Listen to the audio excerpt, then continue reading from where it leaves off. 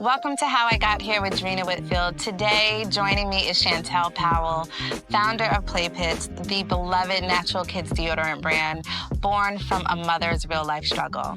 We're going to talk about her journey from styling wardrobes at Tyler Perry Studios to becoming a successful entrepreneur. Your no doesn't faze me because I was told no so many times in the beginning. My kids was told no. We would be at events. Literally. Not them shutting down the babies. I was gonna say, because I know when products get into Target, they give you big POs and you have to meet those numbers in advance. Everything that could go wrong, despite my planning, went wrong. And that was my light bulb moment. And I stayed up that night researching and really realizing that parents deserve to have kids that didn't get in the car making them gag. So I went back home and I was like, you know what? I'm gonna be undeniable. You see what I'm doing and you can't deny me. Chantel, thank you so much for joining me here today. We have been, I feel like we've known each other virtually for 5 years, A long maybe? time, A long yeah, time. And this last year is when we really got to know each other, so I'm really excited to have you here today. Thank you. I love that you came on set talking about, you know, I used to work in production. And I'm like, well, we are going to talk about that. Yes. So everyone now may know you as the founder of Play Pits, but I want you to talk to me about your days at the Tyler Perry Studios. Yeah, so I went to Clark Atlanta University. Okay. I'm a fashion merchandising major, and so I actually went to school to dress mannequins. I wanted to merchandise stores. I would go with my mother and my grandmother to Hex in D.C., and I was the only child, so I had nobody to play with while they shopped.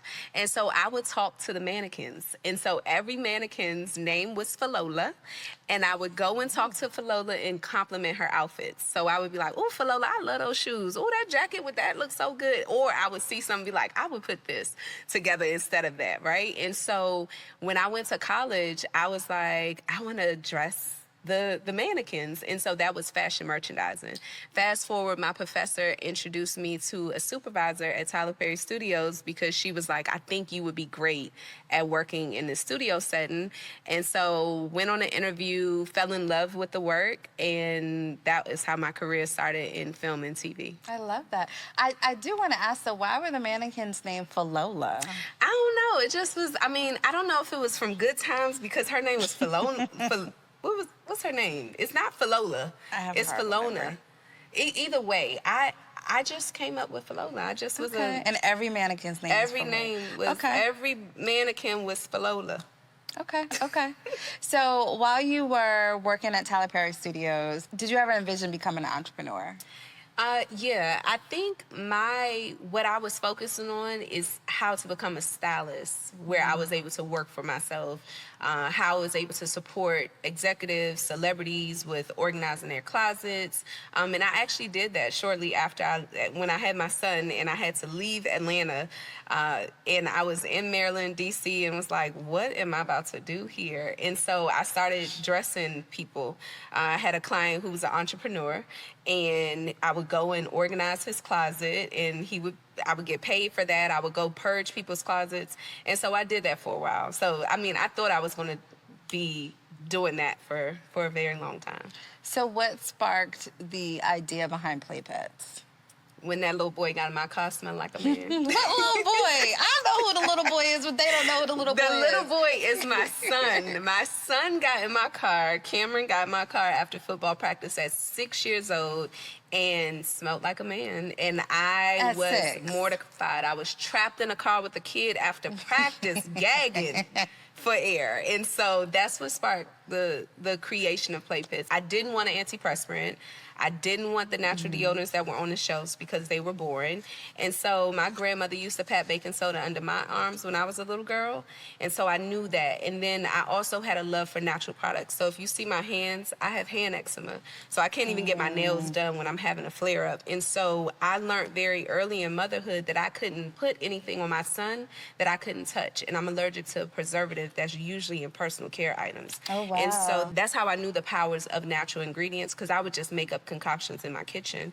And so, yeah, I got in the kitchen and whipped him up something that he loved so much. He told me to give it to everybody at the summer camp. And I told him no. So he came home that day from practice. He was like, you stink. And you went home and you was just like, let me just make him something. And you had it ready for him the next day? I had him ready for him that night. I introduced it to him. I said, okay, Cam. At 6? So dumped the baby at 6. Yes, that baby was awful. I said, listen, you're going to wear this every day and you're going to smell like this orange, because I scented it with the orange essential oil. So Sunshine is inspired by Cameron. And so I scented it with the orange essential oil, convincing him that he's going to smell as amazing as an orange all day. And he wore it and came home super hyped, like the hustle man was like, mommy, so boom. I told all the kids at camp about this deodorant, you got to make it for everyone. And I was like, no. I was working as an executive assistant at the time at BET, and my life was full. And so I was like, I'm not making this deodorant for all the kids at camp. And he was like, but Mom, you can make it for everybody.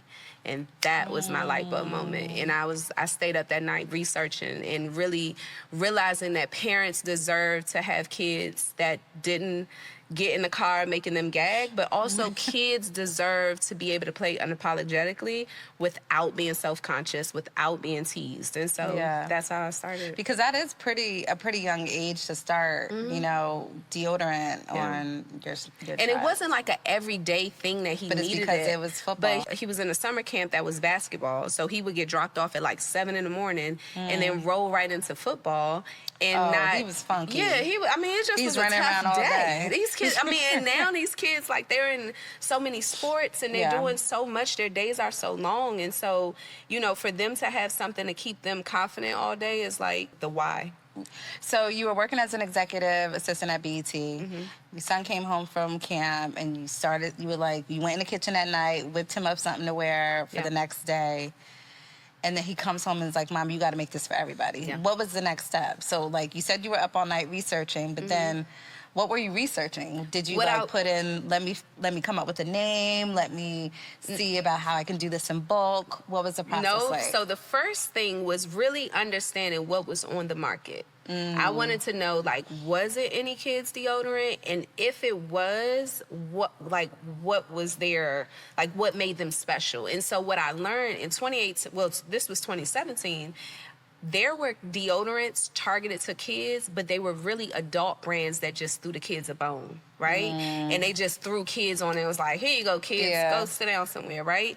And I was like, this doesn't feel exciting. This doesn't feel like something that he would want to put on. And so when I'm a creative, right? So I can see things in my head that I can create in life, but sometimes I can't draw it. So I have to work with people who can help me bring those things to life. And so what I saw was what you see now in the play pit, something fun, something exciting, something that kids look forward to putting on every day because it smelled good and it also was like a different experience. And so, that was the first thing. I looked to see what was on the market and how my product would solve be the solution to the problem in a way that nobody was addressing it. And then it went to, okay, so how will I create this product? Because I already knew the base. It was cornstarch, it was baking soda, and it was coconut oil and an orange essential oil.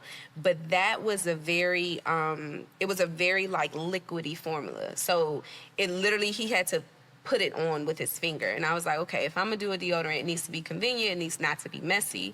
And so that was the creation. I just started testing and I ordered all this stuff from Amazon. My husband was like, what are you doing? And I just got in the kitchen and started making product and would give it to all my family and friends and tell them, put this on and tell me how you smell at the end of the day. And they literally would call me like, girl, I was in the meeting at 2:00 and I smell awful. And I would be like, okay, well, thank you for the feedback. And I would make another. That one didn't work. That didn't work. And so then I would make another formula and give it to them. Like, okay, so wear this one. They were like, girl, that one had me feeling real, so I was going to ask, was it trial and error to get to the formulation that you're at now? I don't even know what version formula we on because I wasn't that sophisticated, right? I had this book that was called the Play Pits Bible. And I would write the formulas down, and according to people's feedback, I would tweak the formula accordingly. And then once I got to the point that it was really, really like majority of the people were like, it worked. I love it. I went to a lab and I asked for them to kind of look at it because it was like... I was going to ask, when did you bring in a chemist? So before we released it to the public, I brought in a chemist, right?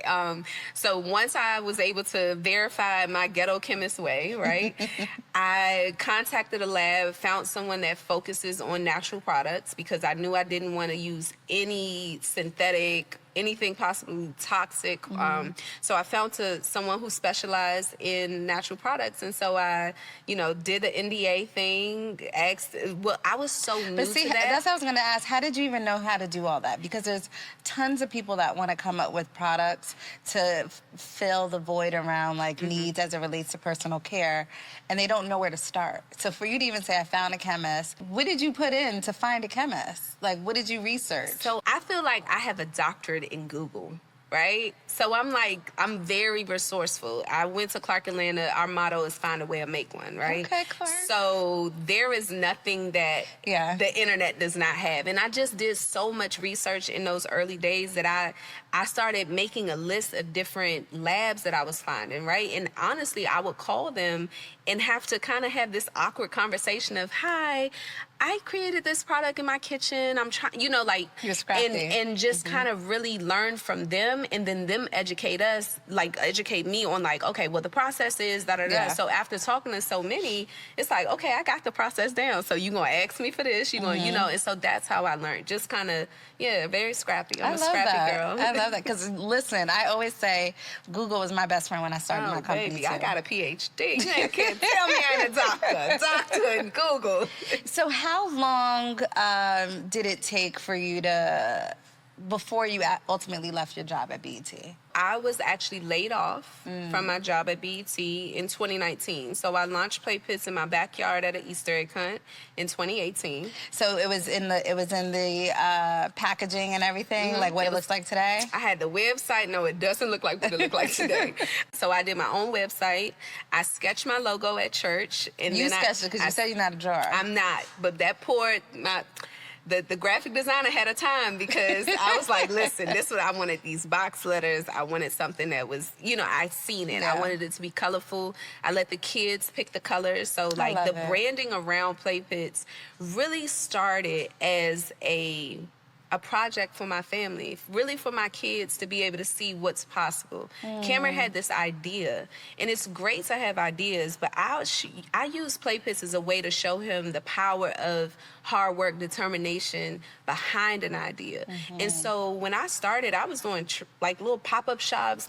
One of my closest friends had a salon, so I would go, she would have a Friday event at her salon where people would come. She would have food, music. I would go and sell deodorant in her salon. I would sell deodorant out my trunk. I would sell deodorant at a church event, right? So hustling. It was like hustle man, right? But what it was I was showing them what the hustle looks like legally.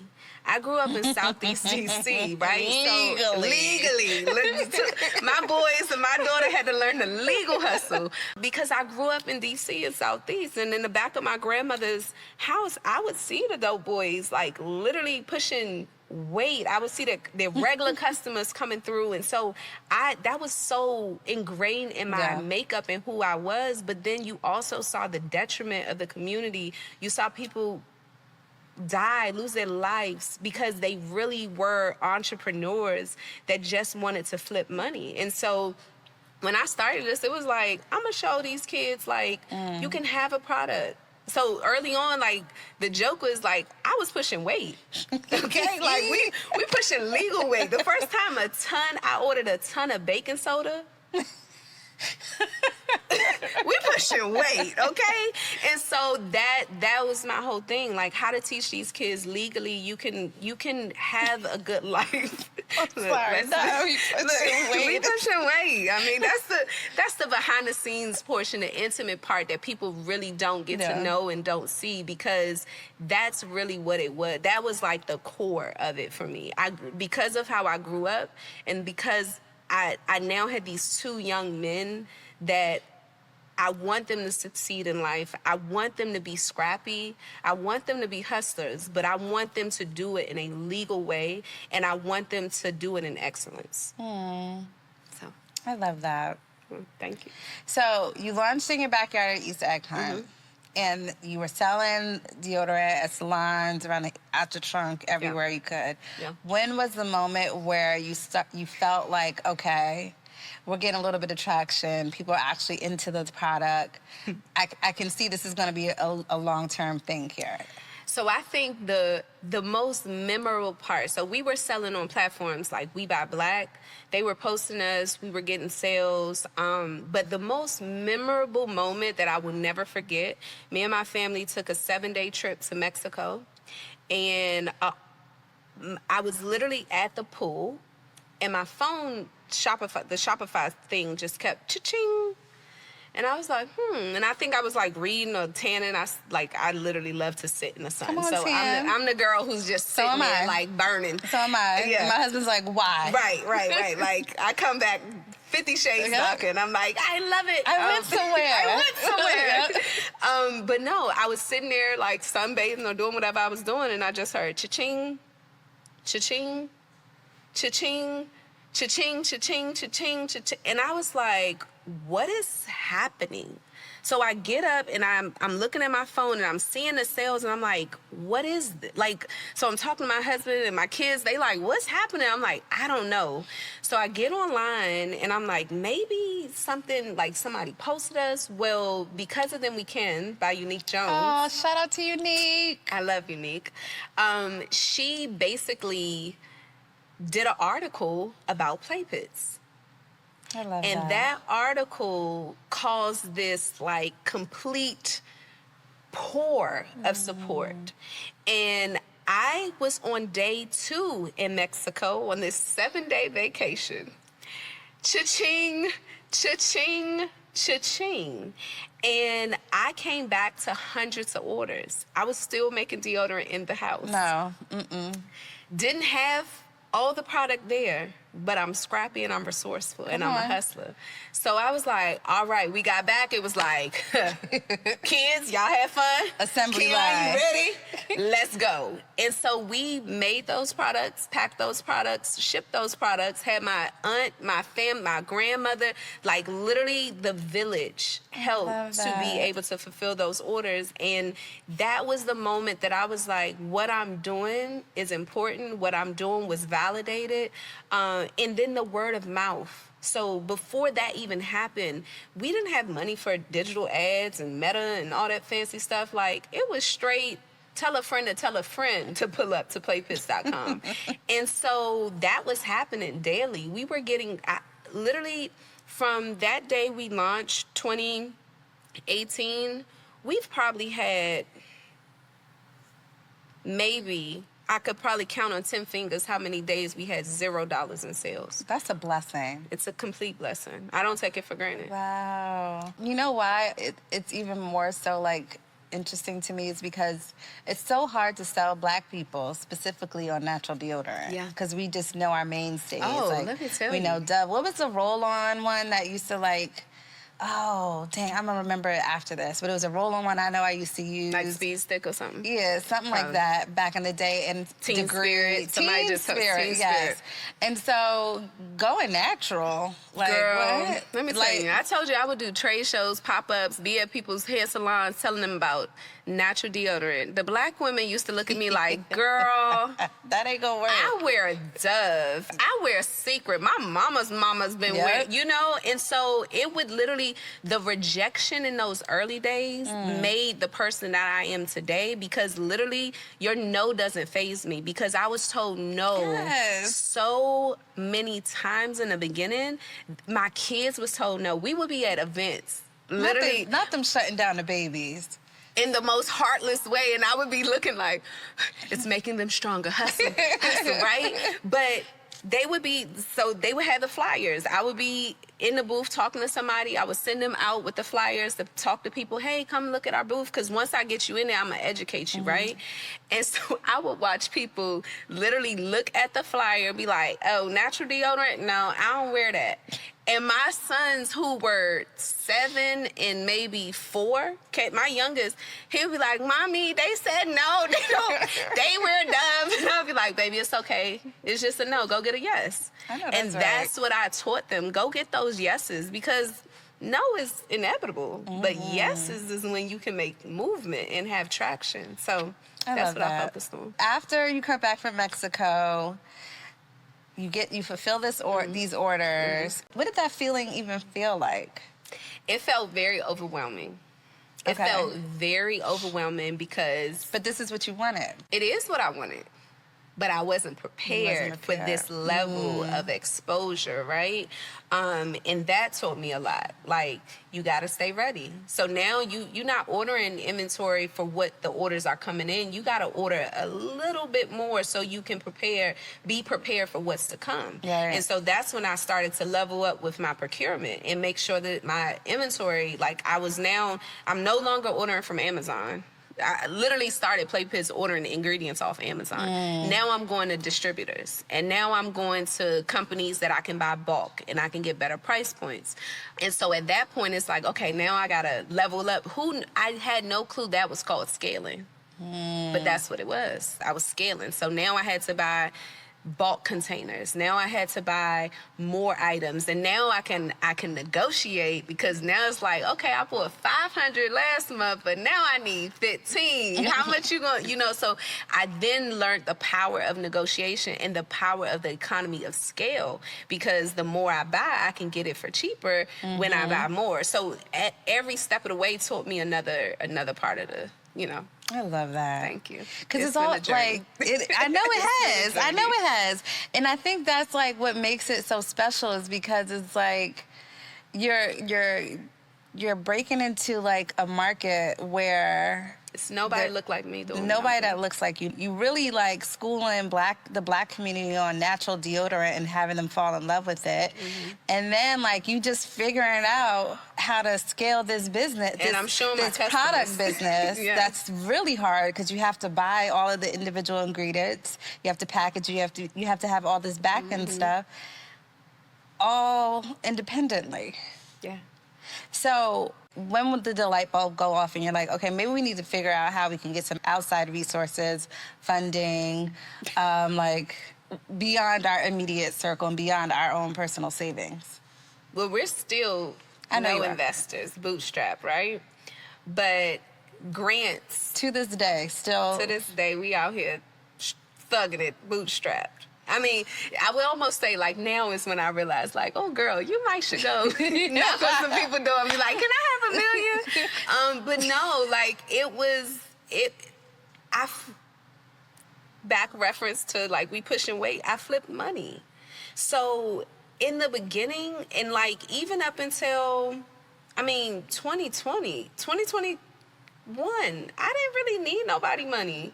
Come on. Because we were making money. And so I grew up with not a lot. So I know how to make $1 stretch, right? And so it was my margins. I didn't even know how to do that part just yet. Yeah. But I knew that, okay, if I made $1,000 and I put that $1,000 back into the business and I go negotiate and I can yield more product out of that, and then I can make more units, and then I can go take that 1,000 and make 3,000. You know what I'm saying? So I did that for so long. But then when there were opportunities to win grants, we took advantage of those. We applied to those. We got no for those too, right? Like, yeah. People didn't understand the business, so we got a lot of no's. And it wasn't until, I think, like the pandemic, were we able to get some when yeses. Everybody started caring about Black businesses. Yeah. Yes. Yeah. Right? Is that when you got into retail? So 2021, a buyer reached out to me. So the end of I guess like the middle, I don't know, the ending of the pandemic. During the pandemic. Yeah, during the pandemic is when we were already on Amazon. So we were on Amazon 2019, so before the pandemic. But then 2020, things really grew. And what happened was 2019, I actually was already going to Target. So this was before the pandemic. I went to an event, a Black History event, in February 2020. So the pandemic hit in March, right? Mm-hmm. And the Christmas before that, I met a guy who was a part of their supply diversity team, and he was like, oh, I want to give you this information. We stayed in touch. He invited me to this Black History event. Super excited, had to pay to get myself out there and take some samples. We made the samples. Really, they were like, you're going to meet your buyer. We're going to have some workshops. And I was like, okay, great. Like, this is my shot. Get out there. I don't meet the buyer. Why? The buyer don't come. The buyer don't show. I don't know where the buyer was at, but she didn't get the memo. So I meet all types of other buyers. I meet the buyer of condoms. I meet the hair buyer. I meet all the buyers except for deodorant, right? And so I left there internally frustrated. Yeah. Because one, small business. You had to pay to get out there? I had to pay to get out there. I had to pay to get a Airbnb. I had to pay to be away from, like being away from a business while you're still small is very expensive because now this is a day of no production, 2 days, basically 2 days of no production. And so I was frustrated. So I went back home and I was like, you know what? I'm going to be undeniable. I'm going to focus on being undeniable to the point where you see what I'm doing and you can't deny me. And so that's what I focused on. Then the pandemic hit. And in the midst of me in this undeniable stage, people were bringing so many people, exposing us to new people. And so now we're continuing to be able to put out excellent product, continuing to have amazing reviews, build the company, scale the company. And 2020, the end of 2020 is when I moved into my warehouse. And so not until 2021, once we were doing $1 million on our site already. On your site alone? Yeah, we were doing 6-figure months. That's crazy. On .com. I was good. I didn't need nobody money. I was like, girl, I'm fine. Yeah, it was crazy. Yeah. Now that when I look back, I'm like, wow, that was an incredible time. But I was so in it that I couldn't, focus on I had no moments to scale back and really bird's eye view look down and see what we were creating and what we were able to accomplish because I was just moving. And I think that happens a lot with entrepreneurs that are scaling without external resources. Like, you're like, I just got to get to the next thing. I just got to focus on this next thing on my list or this next project or this next whatever. Yeah. That you have to sit. You have to pause. And relish and pause. Yeah. I'm just learning that I'm talking to myself, too. So, like, we talk to each other. So you get into your warehouse, and then you get into Target. Yeah, 2021, my assistant at the time came in and was like, I was making products. So now so I'm not in the house no more, but now I'm in a warehouse, and I'm still only making the product. You? Me. Okay. Making the product every day. Every day making product. We bought this equipment. This is like $15,000 worth. But how did you even know what equipment to go buy? Google, I know, but I'm just saying, like, this is just amazing. Yeah, Google. So I did a research. Come to find out, the equipment that I bought deodorant is a very difficult thing so when I got to this scale, I almost looked back and was like, out of all the things you could have made, Chantel, you chose deodorant. Like, this is complicated because deodorant is a hot pour. So when you pour it and it cools, it gets hard. Well, when that happens, it makes it really difficult when you have a warehouse and you got equipment and you got this because as soon as it cool, now it's hard. So cleaning it is harder. Getting it off of the floor is hard. The process is now harder, right? Because it gets hard. So I did a lot of research to find something that would be able to hold the batch size that I needed, which was like a 50-gallon tank.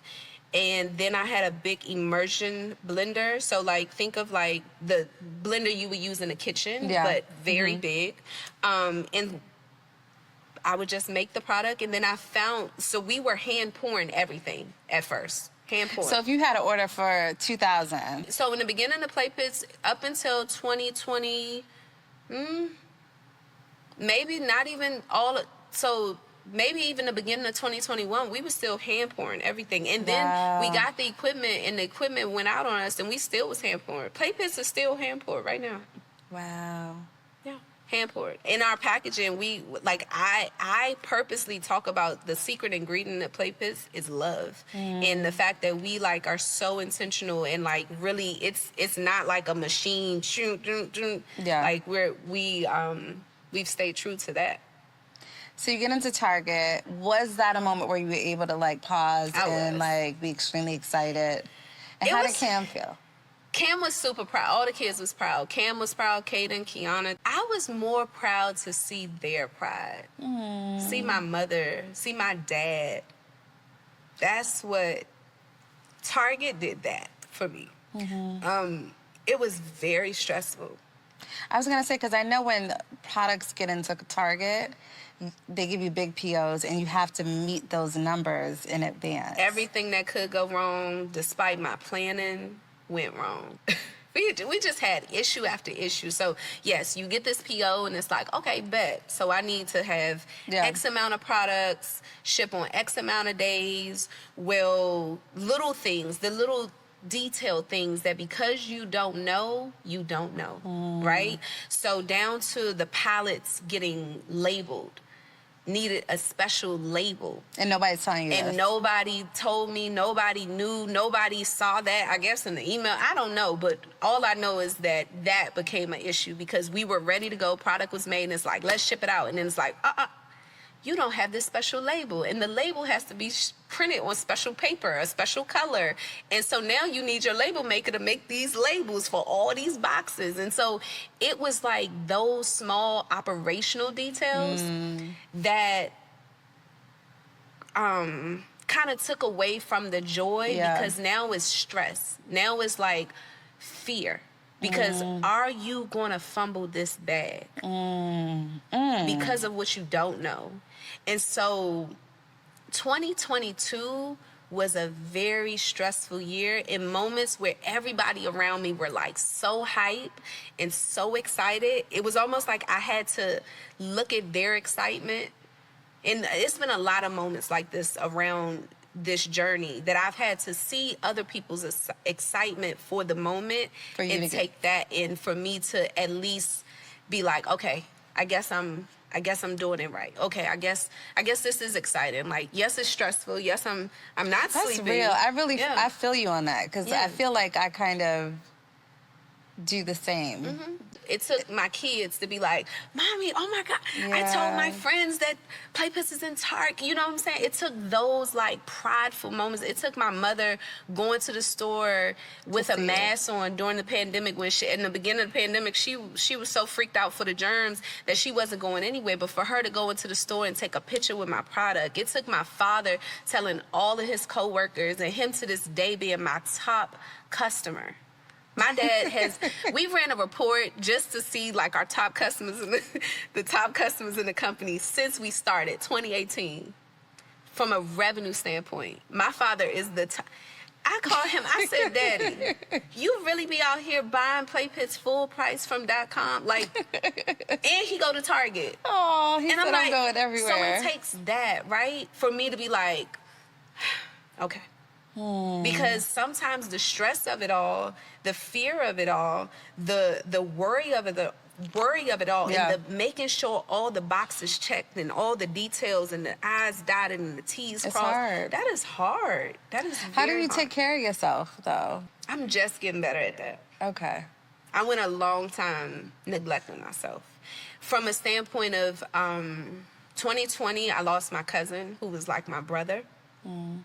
And that sent me, looking back, I'm like, girl, you was just out here being reckless with how you cared for you because I just worked. So when I was making that product, that was my therapy. When people ask me, what do I enjoy the most?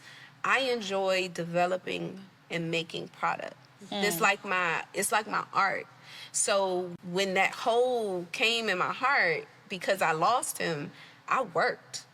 Because now I can make this deodorant and I ain't got to talk to nobody I could make this deodorant and say, okay, I got that done today. But I wasn't drinking. I wasn't eating. I wasn't, like, I literally just gained a good little 10 pounds, and I'm looking at myself like, oh, girl, you getting thick. But I lost so much weight because of neglect of myself. So when people would say, oh, my God, you look so good, you snatch, girl, I would just kind of look at them with, like, this isn't healthy. Like, Get out my face. Get out my face. This is grief. This is neglect. This is sadness. Yeah. This is depression. This isn't snatch. This is, girl, eat a sandwich.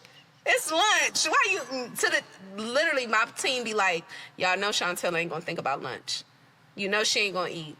Yeah. Y'all want to schedule a lunch in between the meeting because she's not gonna. I be working. I zone in and I just work, and so I'm like that to this day. So I can imagine the stress of getting into a retailer like Target, meeting the demands and all the obstacles that come with that is its own sort of stressor. Yeah. But then your warehouse catches fire. It was the ghetto. The ghetto. How do you even stop Ghetto. it? 'Cause this is serious talk about the ghetto. I'm sorry. Let's be serious. That's real. Like, how do you even build back from that? Like, how did it catch fire? Like, what happened? So I'm gonna tell the whole story. It's 3 a.m., September 13th. I get a phone call, and this frantic lady, hello? And I'm like, hello? Chantel, this is your neighbor at the warehouse? The warehouse is on fire. So all the product that you have for .com, Amazon, Target, everything's in there. Except for Target. Except for Target. Okay. I just got a delivery of over 7,000 units of deodorant. I was already, so this was September. First year ever, I was already ready for Black Friday. I had body products. I had scrubs. I had a ton of baking soda. Goodness, baking soda. Coconut oil. I mean, I had everything. Pallets and pallets of inventory in this warehouse. And this lady, frantically, the warehouse on fire. I couldn't even say nothing. I hang up the phone. I say, okay. Hang up the phone. She was so loud and frantic that my husband just heard her. We don't say anything, and we just get up. And we just put our clothes on. And we head to the warehouse. We get to the exit, and we see the smoke. And I take a deep breath. And as we're on the road, my body was still, like I am right now, but my heart was... And something said, this is just part of your story. And I said, okay. And we went into that, and I knew I heard that. So there's videos, and there's all the things that I captured that day. And when I look at it, I see a level of peace and calmness in me. Well, while some people would be frantically crying, but I'm just observing, and I'm taking it all in, that I'm witnessing everything that I worked for. And the warehouse was so much more than just a building. Remember, this was for my kids, right? So they had basketball courts in the warehouse. They were educated in the warehouse because of that ghetto pandemic, right? So we had, school in the warehouse. Yeah. They had their own space in the warehouse. They were proud of the warehouse. My dad, my mom, my grandmother, my family at home, my friends, everybody was so proud of this place in this space that we created. And I stood outside and watched it burn. Oh, God. I watched it burn. But I knew that it was just part of my story. And in that moment, I had no clue what to do. No clue. And that night, so we go to the warehouse. It's 3, 4 fire trucks. The water's coming in. I'm looking on the other side of this gas station. I'm like, bruh, you think we're going to be able to get in there and get anything? And my husband's like, I don't know, maybe. We had a firewall. So I was like, okay. So We go to the fire truck, and they're like, leave us alone. This fire is going to be going on until at least 1 p.m. Mind you, it's 4 a.m. in the morning. 1 p.m.? And I'm like, what do you mean? And they said, it's an explosive fire. So the woman next to me was an iron welder. She had propane, oxygen, gasoline, anything flammable, explosive was in this joint. That lady started the fire. I don't know what happened. I'm whispering. Don't cut that out. That lady started that fire. But I don't know, right? So we come back at 1, and now I'm like, okay, now I get to see. So can we get in there and get anything? At 1? At 1 p.m., they still putting out the fire. At 1? At 1 p.m. The fire chief comes, and he walks up the street, and he says, I'm looking for Play Kids products, because our doors, all our names are outside the door. And so then they had to, now the other tenants are there, and they're telling them, like, you can probably go in a couple of hours, get some stuff. So I hear that, and I'm like, oh, bet. Let's get on the phone. Let's get a truck. Let's try to get what we could get. The fire chief comes. He's like, I'm looking for Play Kids products. So I come over, and I'm like, hey, I'm Play Kids products. And he says, you won't be able to go in your unit. You won't be able to recover anything. Your front office is completely destroyed, and the ceiling and the firewall is compromised, and so we can't risk you going in there to get anything out. Wow. So I'm like, wait, so everybody else gets to go in? And he's like, yes, but, unfortunately, it's not worth your life. And when he looked at, literally, I don't know what that man saw. Later on, he found me, and he was like, I had to help you. Like, I had to make sure that you had whatever information you needed to get out of this situation, because you were you were the one person that I felt so much sorrow for. And I'm looking at him like, because you have no idea what you just told me, right? And so I went home that day, and I sat in my island, and I was like, I surrender. God, you got it. Because I don't know what I'm doing. I don't know how to get out of this. Oh, God. Can I need tissue? Tissue?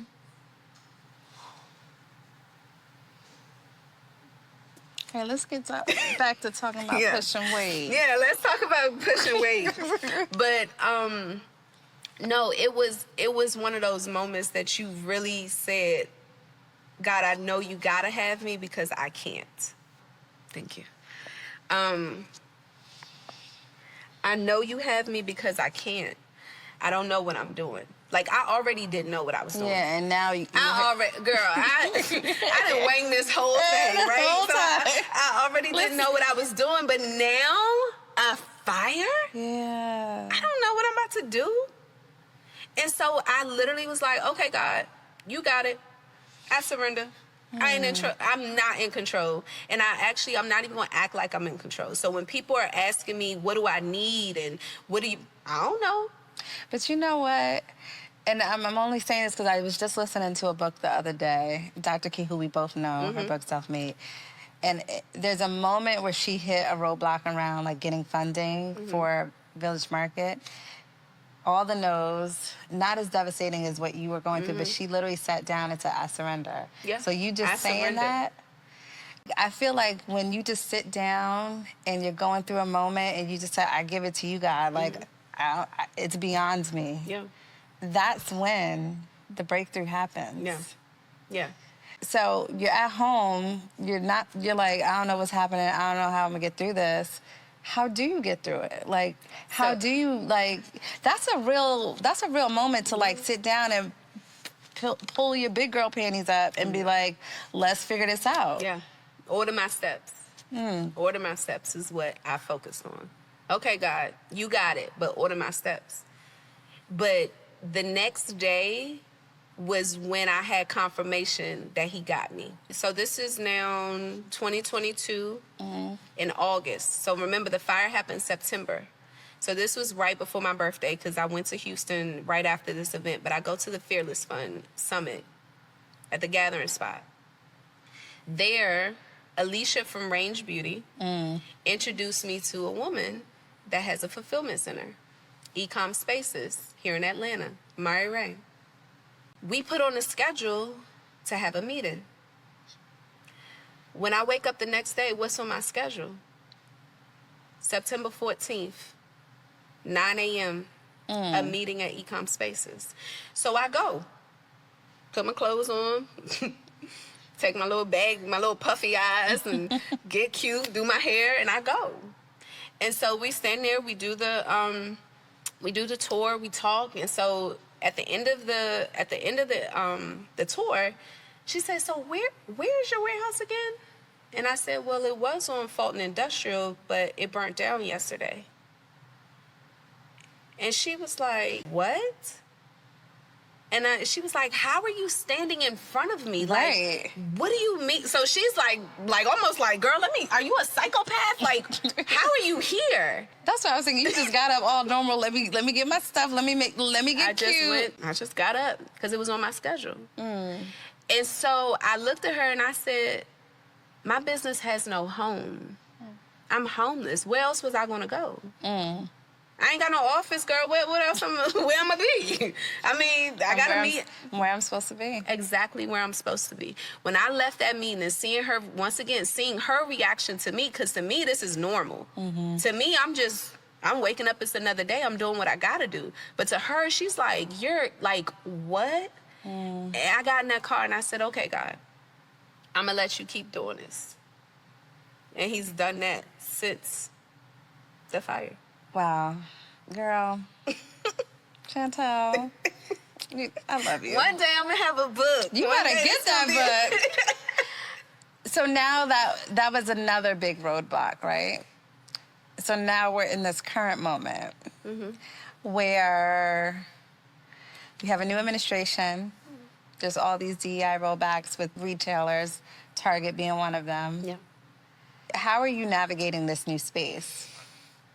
Dreena, I'm a phoenix out the fire. Yo, I can't say. Not you, just good. I'm a phoenix. I literally came out the fire and I survived. These things don't scare me anymore. Hey, okay. They don't. I see it in front of me. Yeah. You know, like my perspective is so different. And that's one of the things I walked away from everything I've been through. And every time that pain hasn't done anything but produced a level of like strength and fearlessness that almost is scary, because like I don't get scared of moments like this for real. Now God done showed me, he done brought me from a fire, and we still the largest black-owned deodorant company in the country. Say what? We still the largest. We still in Target.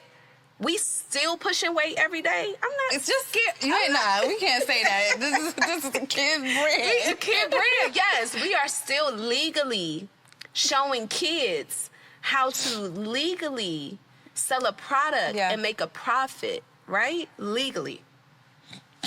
Every day, still, after a fire. So to get into another moment like this, where it's like, here's another thing. Here's another thing. The pandemic happened too, before the fire, right? Right. We done been through thing after thing after thing. Then after the fire, a year later, I lose my mother. Then 7 months after that, I lose my grandmother. Oh my God. And I'm still here. So every time I take it to the chin, but I come back and I come out and I'm like, okay, God, you just made me stronger, and I just got to keep going to get it every day. See, everybody don't have that. Everybody don't have that, like, get up, like, you get knocked down, you get up, you get knocked down, you get up. Because what else am I going to do? Give up? People do it because it's hard. And it's even harder in an industry like this, where you're the only black-owned brand in your category, if you're non-celebrity. And you have these larger historical brands that I'm sure are like seeing you coming in and crouching on their space. Oh, they see me. And they like, we need to figure out a way to knock that brand out. Yeah, but I think for me, why I keep going, because I know this is a God thing. I got paid to dress people for a living. Now I make deodorant. Like, if that ain't the craziest, like, that's girl, what you do? To the point where when I first started this, my family and friends, they used to be like, what are you about to do? So I say that to give perspective to, like, the fact that I've went from this to this, all the way to this. This isn't really a me thing. This isn't really a Chantel's vision for her life. I'm literally just living in God's dream for me. And I'm just being obedient to his assignment. This is the vision that he gave me, and it's my job to see it through. But this is beyond my wildest dreams. This was kind of like a little lemonade stand for my kids, for real, right? Like, let me show y'all what hard, take some lemons, like, we done turned lemons into lemonade, then turn it into a lemonade empire. We making different flavors, and at this point, we're doing so much, but this wasn't, I just thought we was doing the lemonade stand, but God said, no, bigger. And so, with bigger has required a lot of suffering that has made me stronger, but it has also showed my children. My dad would say this all the time growing up. Tough times is gonna come, but they not gonna last. But tough people do. And so I'm tough. And so that's like literally why I wake up every day and keep doing it. I love that. So what's next for Play Pits? We trying to take over the bathrooms of all the kids, okay? Come on, you guys. You catering to the parents too. Yes, we are. But what we really our kids is the core. Our goal. So, like I said, when I researched the competitors, they were adult brands that just slapped kids on it and threw the kids a bone, right? We have adult products, but it's almost like I did the reverse. I have a kid-focused brand. And I gave the parents a product because the parents loved it so much for themselves and their kids that I said, okay, parents, I got y'all too. But originally, that was a limited edition offer that back in 2018, when I started making adult products, that was like, all right, adults, leave me alone. Merry Christmas. Here's a limited batch. For you, And it sold out. And then literally every day from the moment that product sold out, probably like 30 days after, once people were out of it, 45 days, I got a DM, an email, a text message or something of when is the adult product coming back? And I was like, it's not. This is for kids. Like, Merry Christmas. And they were like, no. So then that was like, okay, maybe I should offer an adult product. And so now we've become a family brand, a kid-focused family brand. Yes, we have deodorant for everyone. It's your one-stop shop for the entire family, but it started in the core is focusing on kids. I mean, we use it at our house. I have Queen. My husband has King. See? Gabe has all the scents, but his favorite is Sunshine. Sunshine, that's my favorite. Sunshine is orange and peppermint. Each scent is inspired by one of my 3 kids. Did you know that? No. Yeah. Each scent. So Happy is my daughter Kiana, because she chill and calm like lavender. Sugar is Caden, because he got a sweet tooth like me and he loves some sugar. And Sunshine is orange and peppermint. And the idea behind Sunshine is it's energetic. It like literally gives you a burst because of that peppermint. And I joke with Cameron and tell him if I could bottle up his energy, I would be a millionaire. And that boy, like, that's what Sunshine is. Oh. So, thinking ahead, what can we expect from Play Pits? We have some new product coming out. Okay. Super excited about that. We're coming out with some wipes, some deodorizing wipes. Wipe it down. Yeah, get you to refresh right. those kids, refresh yourself after a long day. We have very long days now. Like as humans, we get up. The hustle is like as a parent, you get up, you put that kid on the bus, you work out, you take a shower, you start your day, but then you clock out of your work and now you going to go be an Uber driver. And while you an Uber driver, you either working out again or you on a call so you're having long days. And throughout that day, you may need to freshen up. And so we about to have you for that. I like that. Yeah. So Okay. then additional body product we're working on. So I'm really excited to continue to expand this brand because, I mean, traditionally we've been a deodorant company. And so to be able to develop another solution for problems that I'm experiencing as a mom, other people have expressed their experience in, and give them something great and not something toxic, not something where I'm just throwing something together, but I create with so much intention that I'm excited for people to continue to experience what I create. Dope. I'm looking forward to it. I can't wait to see. I'm excited. So now I'm going to ask you some quick fire questions. I want you to just tell me the first thing that comes to mind. Favorite show or film you worked on at Tyler Perry Studios? This is quick fire. I know, but it was A Family That Prays. Okay. And that was my first, it's my favorite because that was my first movie that I worked on. Ooh, okay. The last book you read and would recommend? Buy Back Your Time by Dave Martell. Okay. And I would recommend it because it kind of talks to you about how to build out your team and how to, like, literally buy back your time so you're only focusing on things that you're great at. Love that. A quote or mantra you carry with you? Nothing is impossible with God. Yes. So, lastly, I want to say congratulations to you. You were just recognized as a Inc. Female Founder for 2025, one of the top 500 women in business. And so I'm so excited for you in this next chapter in gear. And just thank you so much for joining me today. Thank you. And congrats to you. We ain't got to do that. We ain't gonna do that. Thank you. I appreciate that. I really do. I wanna know it all. What did you have to do to get you